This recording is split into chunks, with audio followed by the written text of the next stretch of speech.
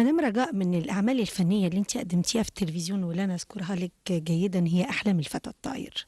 يمكن كانت شخصيتِك في أحلام الفتى الطاير من الشخصيات اللي جذبت انتباه الجمهور المصري، وكانت علامة وبصمة في تاريخِك الفني. يعني هو تقدري تقولي إن فعلًا اللي قرّبني من الجمهور أوي وعرّفهم إن في حاجة اسمها رجاء حسين، يمكن هو أحلام الفتى الطاير. برغم إني كنت باعمل في نفس الوقت مسلسل تاني اسمه مارد الجبل، وكنت عاملة فيه غازية صعيدية بيتقطع فيه لساني، وكان خطير. وبرغم من إن أنا كنت فاهمة إن مارد الجبل ده هيعمل هيت غير طبيعي، حصل العكس، وإن أحلام الفتى الطاير هو اللي كان لأنه الشيخ. التعاطف اللي كان ما بينِك وما بين الجمهور كان أقوى.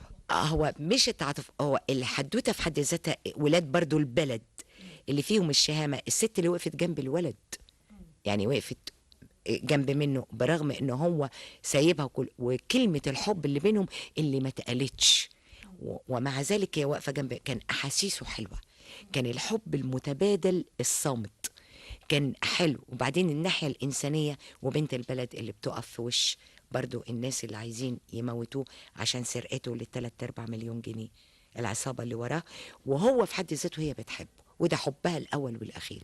فكان له طعم معين. وفعلا يمكن القاعدة العريضة من الجمهور عرفني من خلال أحلام الفتى الطاير.